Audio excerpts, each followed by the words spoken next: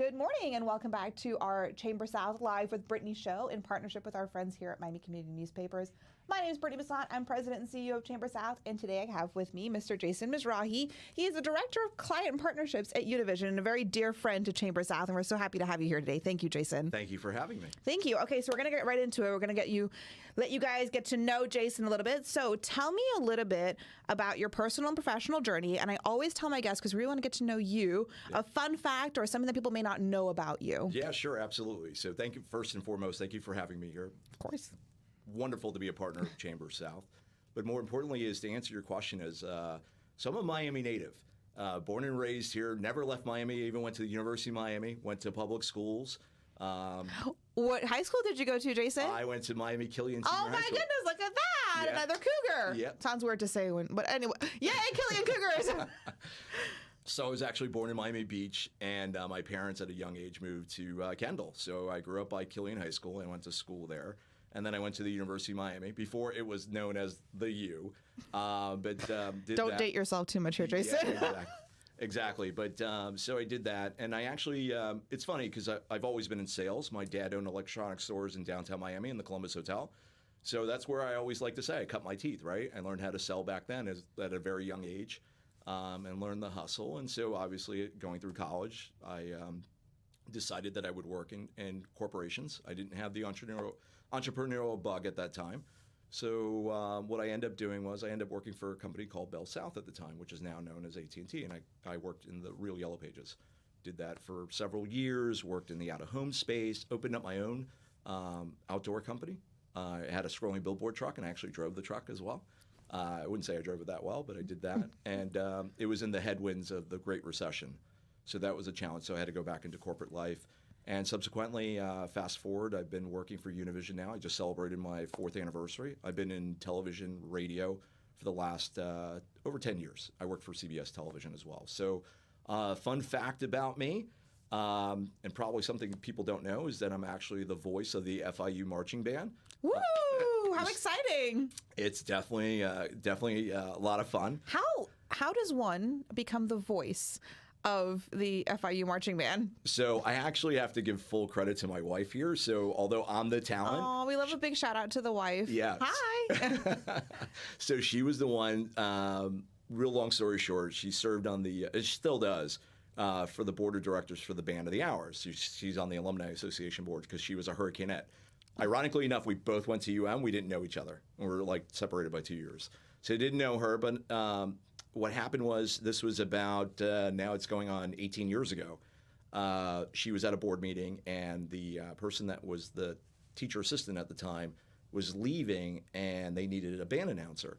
So, they're looking for suggestions, and I said to my wife, I said, if you don't recommend me, we may not make it, right? We may split. What an ultimatum. Yeah, no, I had to do that. Goodness. So, and it's funny because she always knew I had the bug for it, right? Ironically enough, which happens to me today, I used to mimic the band announcer because I was a communications major. So I used to kind of make fun in the stands, right? And sure enough, I auditioned for it. And the band director at the time, Phil Clements, said to me, he goes, look, Jason, we can't pay you. But if you want it, the position's yours. And I said, you know what, Mr. Clements, I said, what I can't give back with my wallet, I'll give back with my time. And sure enough, I was the band announcer for 10 seasons at the University of Miami. And I'm wrapping up my 6th season at FIU. So it's been phenomenal. Met a lot of great people. I actually, last night, was the voice of God for the FIU Torch Awards, which is a huge event. It was the 18th annual. And I'm flattered to be able to do it. So it's one of my favorite things to do. Not because people always say there's a microphone. There's not a microphone I don't like, but I feel like it really has impact to the event. So that's how I got into marching band announcing. It's very unique, right? Because who knows a college marching band? That's really, really, really cool. And I love what you said. What you can't give back with your wallet, you give back with your time, because I think that's so important. However, we can give back to the community. I'm a big proponent of that. Just giving back to our community, being an active participant in the community, doing good because it's the right thing to do, and not because there's monetary gain or any kind of gain from it. It's just something that you're passionate about, something that you love, and you want to make a contribution in some way, shape, or form. Because you've got time, talent, and treasure. Those are the 3 ways that you can help and you can support, and it could be any combination combination of those three. It could be one, it could be two, it could be all three. But you can't be limited by certain things. So I love that. Yeah, I believe putting out good karma out in the universe, right? Absolutely, Paying it forward. yes. And the thing is that I've been really privileged. I always say when I went to the University of Miami, I went with a plastic spoon, not a silver one. As a kid, I had a tough go. And for me is that, you know what, I don't think it's okay. I think, I think it's important that whether it's through mentorship, it's easy to write, stroke a check. But I think really when you actually get involved and you get into the weeds of things, it really makes a difference, right? It inspires. And for me, working at Univision is all about that. It's really about, yes, it's the culture, your colleagues, and obviously the company itself. But it lends, even in the role that I'm in, it really lends itself, right? So we run programming that's called Univision Contigo, which means with you. And as I was in attendance at the Chamber South luncheon recently with the new president for the United Way, really I connected with her, and it was really when she leaned in and she talked about her mission, and really, she's done all these wonderful things, and it's been so privileged. And I felt the same way. Like, I've been pretty fortunate. Yeah, I'm not the CEO of the company, and I'm not the most important person in the building, but any impact I can make serving on a board like the Education Fund, being part of something that's bigger than the Chamber South board. Or the Chamber South board. In the future? In the future, is this where you hand me the rose? Or I don't know. Oh, shoot. Where's the rose? Darn it. Maybe whatever this Maybe is. a whole bunch of hydrangeas is what these are. Is that what that, yes. Yeah. I clearly I don't have the green. But all kidding aside, it's really important, right? So it's one of those that really, it's cool to be kind, right? Right. And I think you are in the position right now where you can impact change. And I think that's the most important part. You're making a difference. You know that you're doing something. You're working towards something. And that's really great. We're going to talk a little bit more about Univision in a second and what you do there and really get into the weeds of it. So you said that you cut your teeth on the sales with your dad and working in a shop. But is that what you always wanted to be when you were younger? Like, did you always just really know, like, I want to sell? Yeah. So it's a great question. So that's a God-given, that's a gift given by God that I find myself to be a pretty good salesman. But I think really the bigger calling for me when I was growing up, my Uncle Don went to school at the University of Miami, and he was a radio talent. He was on WLYF many moons ago. And he was, obviously a communications professional. He actually founded what you know today is the on-hold message. So when you call your dentist's office or doctor's office and they say, "Hey, can we put you on hold?" And then there's a live read. "Hey, Dr. Smith's office, we've been in practice for 25 years, blah, blah, blah." Interesting. So he did that in the early 80s, wow. Right? He was the founder, Rich Sound Studios. So with that, so he had a lot of influence on me. My dad passed when I was 13. And so my Uncle Don and I were very close. And his son, my cousin Scott, went to UM. He ended up being a lawyer, but he was big into communication too. He took broadcasting classes. So I wanted to be at that time what today is Bob Costas. I wanted to be in sports. I wanted to be a sports broadcaster. So when I went to school at the University of Miami, I interned at WTVJ, and I worked under the tutelage, which a gentleman that's actually very well known in the South Florida community, Tony Sabretta. He's a University of Miami grad, since retired from NBC, and so I interned in 1993. And at that time, it was really an opportunity. It was a gift of a lifetime. Like for me, it was like phenomenal. Like I get to be an intern at an NBC-owned and operated station. I'm in sports.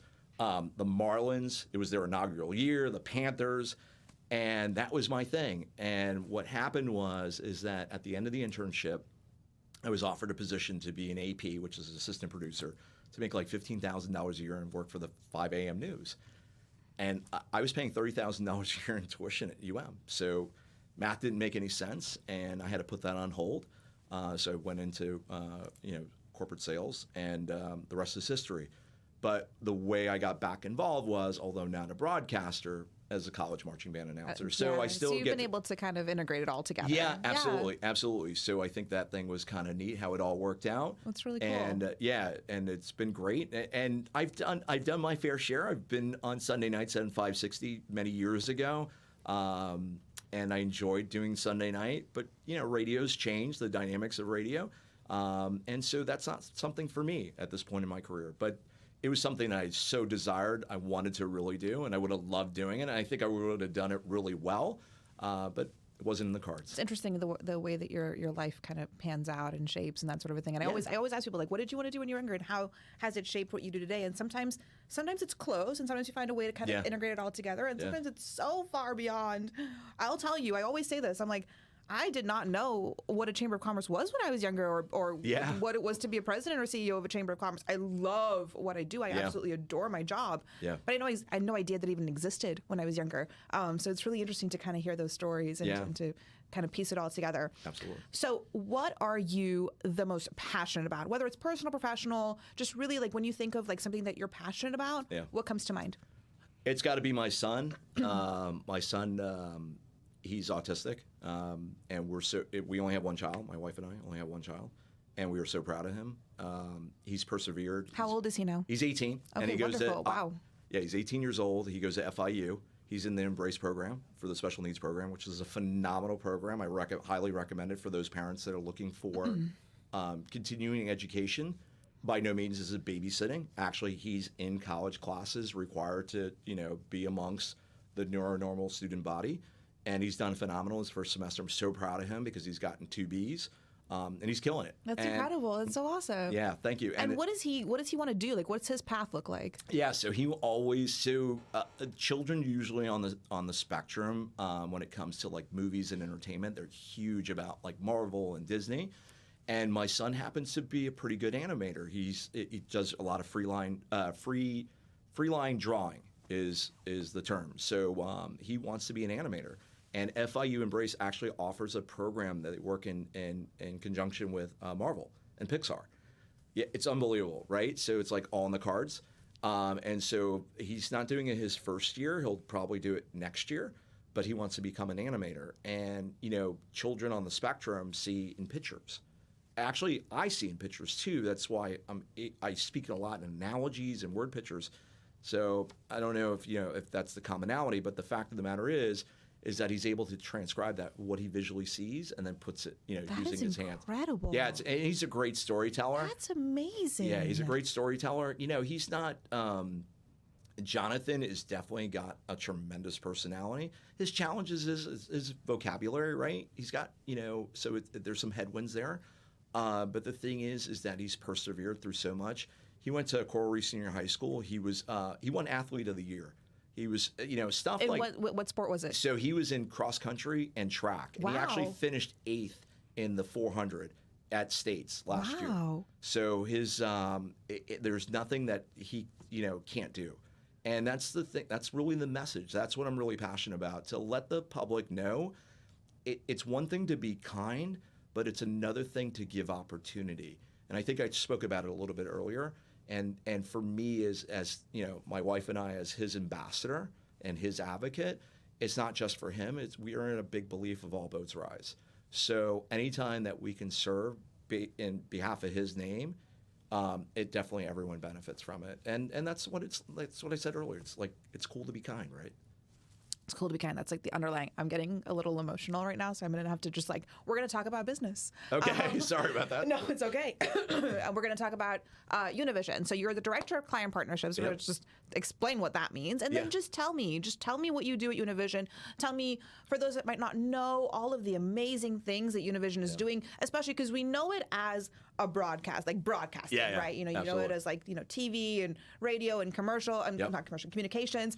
You know it as that sort of a thing, but there's a much deeper aspect here, and there's a huge commitment to the community, and I love hearing about that. I've heard about it multiple times, and every time I hear about it, I learn something new or I'm fascinated. So a little bit about you, like Director of Client Partnerships, Univision and their impact in the community, and kind of like a day in the life of, because I think that would be really interesting for people to... I don't know if they're always the same. They're never the same. I can tell you right now. People ask me all the time, day in the life of, and I'm like, depends on the day, but... So first and foremost, I'm very fortunate, not because I'm here and I'm being recorded on camera. I'm very fortunate. I work for the 2 best bosses anyone can ever imagine, in Claudia Puig and Loretta Anaya. They are just phenomenal. They've been in the business for so long, but they come with that eagerness that like it's day one. So it's like that gets you like jazzed up to come to work, right? And they're great teachers and mentors, right? 2 different styles. So what I do is that I've been privileged enough to come on and work in the local media side. So I work on the sales side. And basically partnerships in essence is working, it's really monetizing all of our assets. We have 2 TV stations, 4 radio stations, multiple websites, social media channels.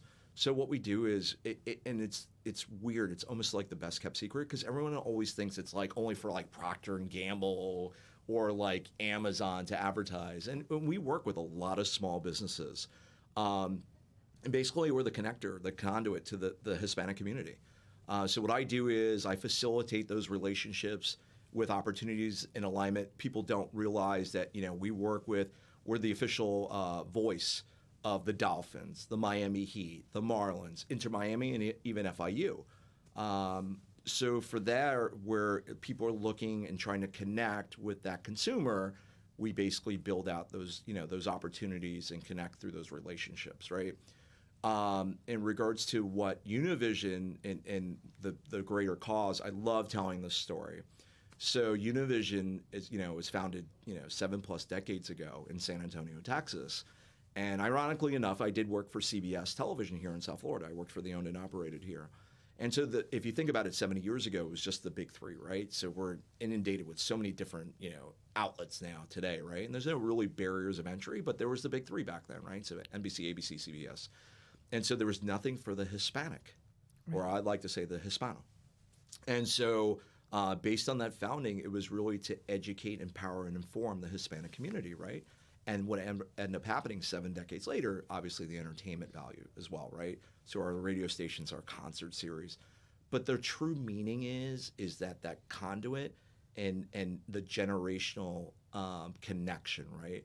So when I proudly wear this tulip on my lapel, or I tell someone I'm from Univision, they're like, "Ay, mijo," and regardless of their age, they'll tell me like, "Yeah, I watched it when I was a kid," or "I've been to a recent concert," or "You know what, I learned a lot from like a community effort like Contigo en la Comunidad," and so those are the types of things that people have grown up on Univision, right?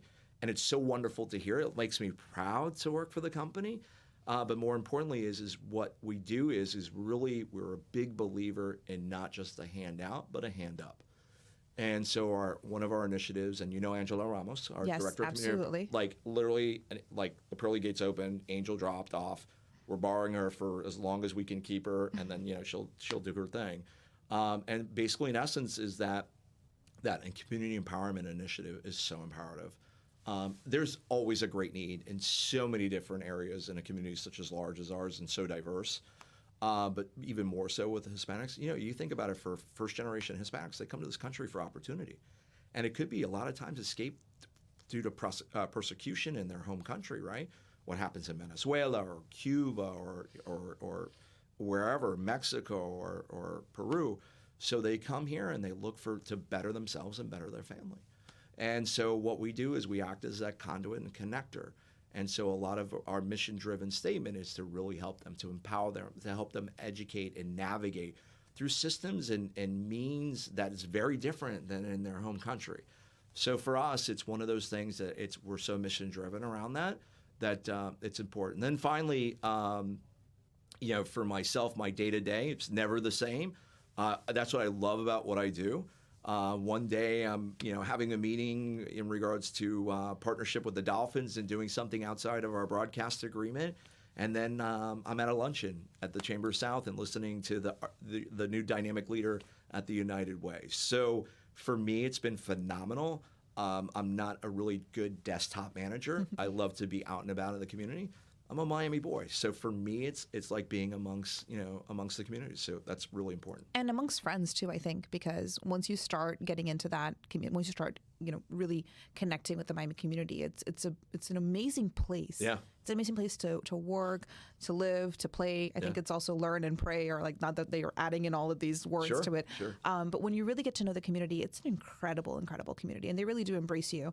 Yeah. Do you want to talk a little bit more about, elaborate on some of those programs? And I cannot say the names, but the jobs program? Oh, yeah, sure. Absolutely. Okay. So, Trabajos. Thank you. Yeah. And that's why I can't say it. Jobs program. Yeah, there you go. So, Univision Trabajos. So, thank you for asking. So, that's an initiative that we've done. So, we as a partner, as a media partner with our clients, have done for self-serving job fairs, people that had a position open, a company, small organization that had a position open, they would use our airwaves, television, radio, or they would use our websites or social media channels to help let the community know about a position that was open, right? So whether it's Baptist Health or it's the local bank, or whatever it is. So we had an aha moment about 2+ years ago to say, hey, there's no Spanish language job board, ironically enough. Yep. Now, not to say the big job boards you can't post in Spanish, but if you think about it, if I'm from Venezuela or I'm from Colombia or even Puerto Rico, I don't grow up on Indeed and ZipRecruiter, Nope. but I know Univision. Yes. And so it goes back to my earlier message about how we're the conduit. You're that bridge. You really are. We are the connector to the community. So people will call, ironically enough, they'll call our assignment desk first before they call 911. Crazy stories. There's not enough time in the day to tell you, but from an emergency standpoint, or hey, can you tell me more information? They will call us first and ask. And that is a testament to, like you said, 7+ decades, so 70 years, 70+ years of building that relationship and building that trust, because you can have a company that's around forever, but really having that buy-in from the community, I think, speaks volumes about the work that Univision has done, both in the integrity of their broadcasting and their community outreach is so important, because you've earned the trust of all of those communities and they reach out to you. Well, if you think about it, Brittnie, one thing, as I shared earlier, I'm a Miami native. One thing that hasn't changed about Miami is there's always an Everglade and there's always been an ocean. It's everything in between, right? So when I was growing up as a kid, before Mariel, the boat lift, back in the early 1980s, there was 500,000 people here. You would call Miami Mama, and Hialeah was all white. So fast forward, people don't know a lot of that stuff about the history of Miami, but culturally speaking now, it's a robust, diverse, cultural rich community. And so from people from all over the Hispanic Caribbean, South America, and those are the things that make up the city, that makes it so the magic city, right, as we like to say. So really the thing is that one thing that has been consistent is our connection. And so if you think about it and holistically from the U.S. population, there's 62 million Hispanics that live in this country. So it's the largest minority group. And if you did it from a GDP perspective, it would be, if you ranked them and you took all the Hispanics, it would be the 8th largest GDP in the world. So it's amazing not only from a population standpoint, but a empowerment and the influence in which they have an on economic standpoint as well too. Absolutely, absolutely. And you are not just you and Univision. You're not just a pillar for our community, but you're a pillar for the Hispanic community. And I think that's so incredibly important. Well, it's the same thing, so think about what you do, right? So this is about me, but let me pose it upon you. When you think about the Chamber South, right? It's a makeup of a diverse membership, right? Not only from the walks of life of what people do, but the makeup of where they're from, right? So you're yourself, right? Your backstory. And where you came from and where you are today. And a lot of that you hear is the kind of the dynamic and the uniqueness to the city, right? That people can be from all different walks of life and still make it here. Absolutely. Absolutely. And that's the American dream, isn't it not? Right? So that's incredible. Wow, this is a great conversation, and I can keep going, but we have to be a little bit conscious of time here. Sure. So thinking of everything that you just told me, like your personal professional journey, what you're most passionate about, what you've done with Univision and throughout your entire life, what would you say you're the most proud of? Oh, besides my son, and I'm not going to get you. Your son. Don't make me cry again. Yeah, now, you know what? It's my dad, as I shared earlier, my dad passed when I was very young. I was 13 years old. I was the youngest of 3 kids. And it was tough on my mom, right? So 13 is an age it's a tough time to lose any parent, let alone your father. So for me it was just like, I'm proud of the fact that, I caused trouble, but the fact is I was so proud of the way my mom kind of looked at the situation and she did her best to make sure I kept my compass north. So, it's hard to use the word pride, that I was proud of what my mom did, because mothers do that, but I'm proud of the outcome. And I know if my mother was alive today, she would probably say the same thing, that, as much as she wanted to smack me over the head or just, wring my throat, she would say, how proud I am. And really that's the most important thing.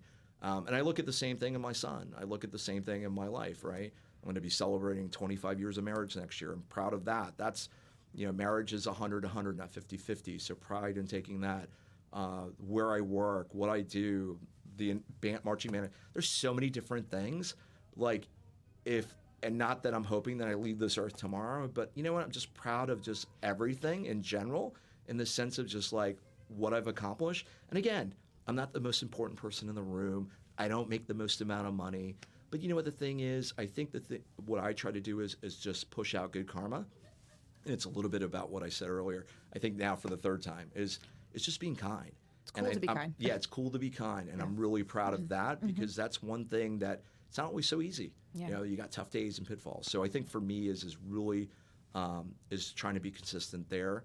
And it makes a difference when you have something nice to say to someone. Well, I think two things on that note. So one, hearing your story about your mother, and I ask you a question like, what are you most proud of? And your response is, I'm proud of my mother. I think that's so selfless, and it shows your character.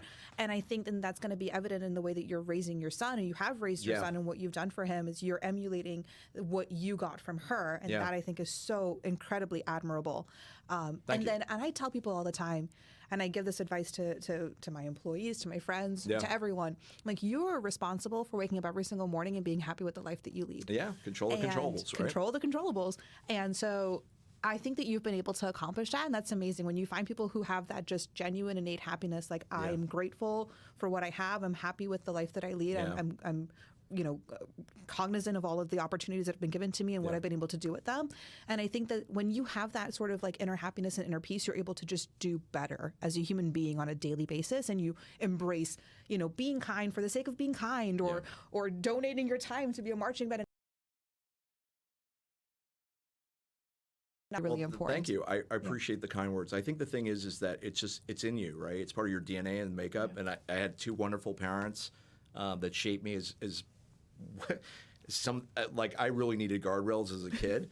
And so they did their best, and my mother did her best. And I take, it's my responsibility to emulate that, instill that into my son. Try to do the best. Not every day is easy. Life is peaks and valleys. We go through some tough times. And again, as I said earlier, I went to Miami when I went to college. I grew up with a plastic spoon, not a silver one. I had some tough goes, man. My dad, lost his businesses. I learned how to, work on the weekends with him. So for me, I get it. Like, I appreciate it. And so it's a little bit what I said earlier about the hand up as opposed to the hand out. Absolutely. And it's like, that's, if I can do that myself and afford that, and again, it's not always the check, but it's just like, perfect example is I serve on the board of the Education Fund. Phenomenal board, supports Miami-Dade County Public Schools. And the moral to the story there is I make sure that I go into the special needs classrooms because those students are just as important as the neuronormal kids. So for me, being in the role that I am, in Univision and this like glitz and glamour and this whole thing, the first question they'll ask me is, hey, do you know Bad Bunny? Like that kind of thing, right? And for me personally to walk in and they light up my day, not the other way around. It's just awesome. So, hey, I'm lucky. That's incredible. And you've said multiple times throughout the interview, a hand up versus a hand out. And I think empowering through opportunity is really what you've been doing. Well, that's what you do, right? That's what you do. It's not about you, Jason. It's about you. No, I get it. But that's the reason why we joined the chamber, right? The Chamber South. We could join any chamber. Yes, Univision can join any chamber they want. And so, but the thing is... And we're grateful to have you as members of Chamber South. And it's not about that, Brittnie. It's more about the fact that, as I shared with you, looking from afar, that it starts at the top. And it's yourself, it's your board members. And as I got to know the chamber more and the membership, it's just something, it's like the right place to be. Thank you. No, absolutely. And thank you for letting us be part of it. Because of course. Because I think for us, again, we don't want to be the best. We're Univision, I get it. But in a lot of means, like, people don't think they can attain or be part of Univision. And that's not the case at all, because there may be something in your membership that it's not about buying television commercial spots or radio spots, but they want to be part of feeding South Florida, and they want to connect with that Hispanic community because they themselves knew when they came to this country. So whatever the backstory is to it, again, as I said earlier, we act as the conduit to that community. We've been in these homes for decades. People have grown up with Javier Romero. That's amazing that I can go out in the market and everyone will know who we are. Yeah, and there's that trust. And there's that's that trust. really important to have that trust. Yeah, absolutely. Yeah. So take a lot of pride in doing and that. Then yes, and then you're making it accessible. You're making it accessible to the community. You're making it accessible to the business community where they may think that they are not in that sphere or in that realm. You're same way proving. You all do. So if you look at the tables that when I was at the luncheon the other day, someone that sits with the CEO of Baptist is also a entrepreneur that's just starting out. Yep. So absolutely. That's what I want to be part of. We definitely give accessibility, I think, and that's really important to be able to have that connection and to be able to just have those opportunities. Yeah. And we'll do everything in our power to continue providing that, as will you. Yeah. We've dropped a lot of information in this quick little interview here today, and we've there have been underlying themes of it's cool to be kind and empowering through opportunity and a hand up versus a hand out and all of these things. And so I feel bad asking you my last question because I feel we've touched upon it. But I always close out with what's the best advice that you've ever received, and then what advice would you give to the audience? Yeah. So I'm going to refer back to my mother. So, it's she always used to say, if you have nothing nice to say, don't say anything at all. And I know that's tough, right? With social media, with, people just, flipping off the handle, having no filters, going 0 to 100. Right. I think the thing that she really meant about that is that really the premise behind it was there may be things that are said that you can't bring back. Absolutely. You can't retract. Absolutely. And so it's tough when you're, young, and she's giving that. Of course, it's coming from your mother, so that's the last person you want to listen to, right? Sometimes, because given the moment. But I think that's has really been instilled in me, and I've nowhere near perfected that. I still have to think about that sometimes. But that would be the advice, as simple as it is really so important in what I do today. And the thing that the advice I give is control the controllables. I mentioned that a little bit earlier. So it's more than just being on time or being, dress appropriate. It's really, as I inferred earlier, it's like how you behave amongst others, and behavior in the sense like, it's not like you have to go out and save the world, but it's one of those things like, to be kind, say hello, say hi. How's your day going? Hey, can I help you with something? I'm not saying you afford yourself to every Tom, Dick, and Harry that's walking down the street, but if somebody may be having a bad day, they don't know it, they're not showing it, you're not thinking about it, but by just saying something simple like that, it's like controlling the control. Like that's so easy, so easy. So however that worked out in that analogy or saying or whatever, that's really, I'm not one to give advice because trust me, I need to take it a lot more than I give it. But I think that's the thing. I think that's really the thing. And just, just world's tough enough as it is. Let's just make it a little bit easier and brighter. There's a couple of things that I can say to that with regards to your mom and the whole, if you have nothing nice to say, don't say anything at all. It's tough, I think, because everyone's like, oh, free speech and empowering and, Twitter. And you're almost encouraged to kind of to speak more freely. But I agree. I think there is something to be said about grace and tact and being just considerate of other people's feelings. Yeah.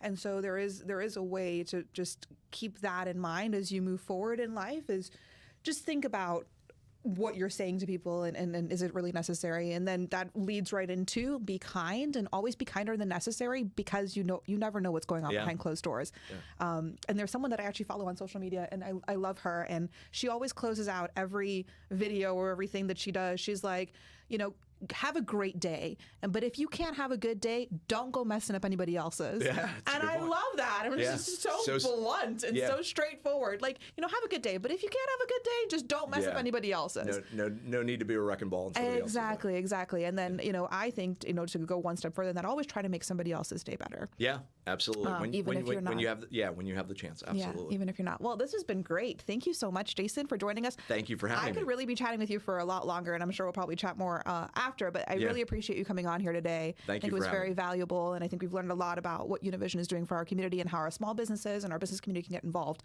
with Univision. Yeah. So once again, thank you very much for joining us. This has been Live with Brittnie in partnership with our friends here at Miami Community Newspapers. These shows are filmed every Friday right here at the studio at around 10 a.m.-ish. So if you want to be on our next one, please reach out to us at chambersouth.com. You can call us 305-661-1621, or you can email us at info@chambersouth.com, and we will see you next week.